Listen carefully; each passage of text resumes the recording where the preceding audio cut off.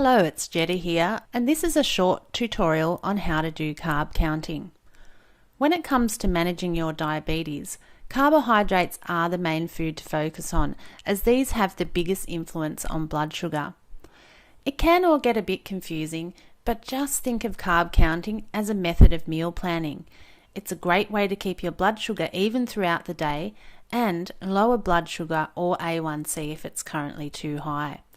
Now, we're not going to cover how many carbs to eat in this tutorial, so please see a link below this video for some info on how many carbs to eat. We're just going to cover how to count them. There are two ways to count them. There are grams of carbs or carb choices. They are essentially the same thing, but counting grams of carbs is more accurate than carb choices. But first, let's look at carb choices. Carb choices is about the amount of carbohydrates. So one carb choice equals 15 grams of carbohydrates. And what one carb choice really means is one serving of carbohydrate, because one serve has approximately 15 grams of carbohydrate. So let's look at some examples.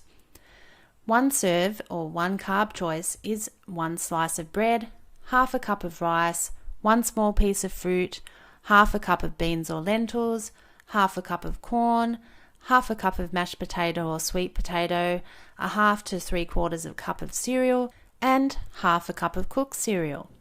So here's an example of how to use the carb counting method. You'll have to get familiar with reading every food label, and what you want to do is look for the total carbohydrate per serve. Also take note of the serving size listed at the top of the label so you know how much of the food item is one serving.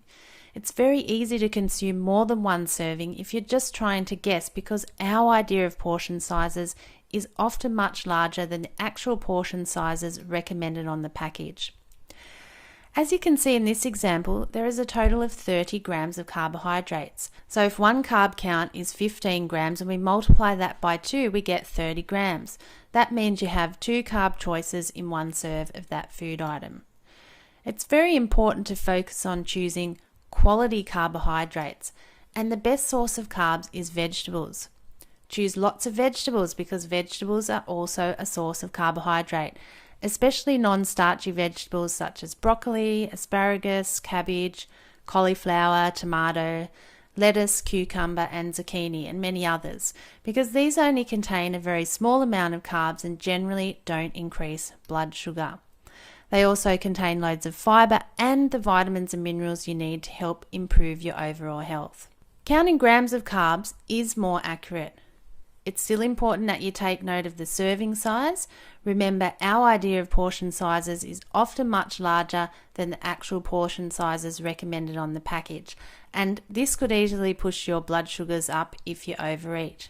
Now you want to take note of two things: the total carbohydrate and the fiber content, because we're going to calculate net carbs. To calculate net carbs, we take the total carbohydrate and minus the fiber content. So in this example, the fiber content is only 1 gram, so the total carb count is still 29 grams. Fiber doesn't contribute to blood sugar or cause insulin spikes, so it doesn't count toward carbohydrates when you're counting in grams. Let's look at another example. In this example, we have 13 grams of total carbohydrate and 3 grams of fiber. So if we minus the fiber from the total carbs, we get left with 10 grams of net carbs. So how you use this is you add up your net carbs for the day to get your daily carb amount or your per meal carb amount.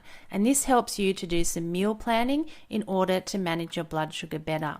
I want to emphasize again the importance of choosing lots of vegetables, because these are the best sources of carbohydrates and they contain a low amount of net carbs. This means you can fill up on them, you get valuable nutrients, and you'll be improving your health at the same time.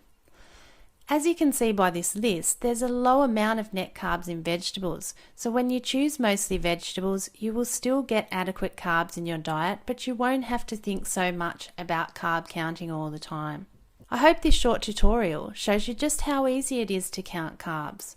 Please see some links to more resources below this video and come along to our website where we can help you manage your type 2 diabetes so you can be healthier and happier.